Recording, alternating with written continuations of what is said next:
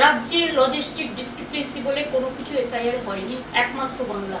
সেখানে জেনে শুনে 60 লক্ষ লোকের নাম বাদ দেওয়া হয়েছে, প্লাস আরো 58 লাখ। তার মধ্যে লড়াই করে আমরা 32 লক্ষ লোকের নাম তুললেও 27 লক্ষ, এবং পরে বিজেপি জমা দিয়েছিল আরো 7 লক্ষ, 34 লক্ষ সংখ্যাটা হয়, প্লাস 58 লোক। তার মানে 58 আর 34 যদি আপনারা দেখেন, প্রায় 1 কোটির কাছাকাছি চলে যাচ্ছে। এই 1 লক্ষ, হ্যাঁ 1 কোটির কাছাকাছি চলে যাচ্ছে। তো এবার আপনারা আমাকে বলুন, এত কাউন্টিং রিগিং করা, ইভিএম মেশিন রিগিং করা, আমাদের কাছে এটা কি সত্যিই নির্বাচন হয়েছে, না নির্বাচনের নামে প্রহসন হয়েছে? যদি কারচুপি করে থাকি তাহলে বেশ করেছি। মানুষের মন নিয়ে কারচুপি করেছি, আমরা মানুষের সমর্থনে কারচুপি করেছি। মানুষ ভোটটা দিয়েছে, সেই ভোট নিয়ে আমরা কারচুপি করেছি। মানুষ 2 হাত ভরে ভোট দিয়েছে বলে আমরা কারচুপি করেছি। শুধু ভবানীপুর থেকে 200টার বেশি বুথে কারচুপি করেছে মানুষ, ভবানীপুরের মানুষ কারচুপি করেছে।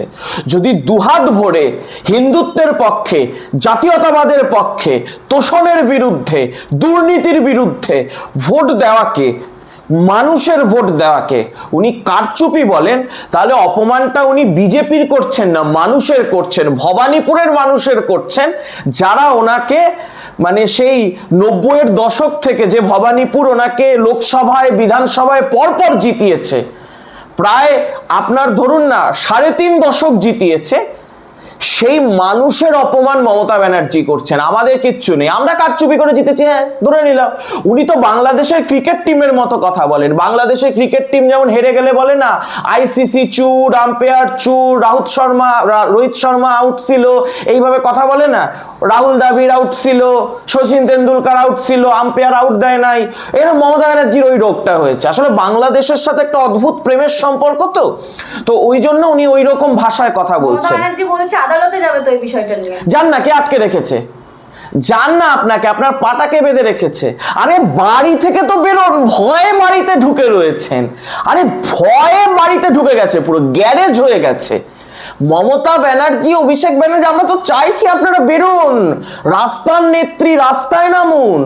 ঘরে ঢুকে ঢুকে ওই মানে মদন মিত্র যেমন সবকিছু কাজটা হারিয়ে একটা সময় বলতো না, অমুক সময় ফেসবুকে লাইভে আসবো, মমতা ব্যানার্জির এখন এমন দুর্দশা হয়েছে, এখন ওই ব্লগার হয়ে গেছে মমতা ব্যানার্জি। ফেসবুকে বলছে অমুক সময় লাইভে আসবো, কি দুর্দশা।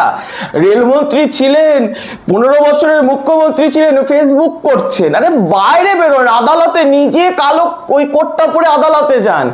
মানুষ যদি টমেটো, পচা টমেটো, ফাটা ডিম এগুলো না ছড়ে তাহলে আমাকে বলবেন।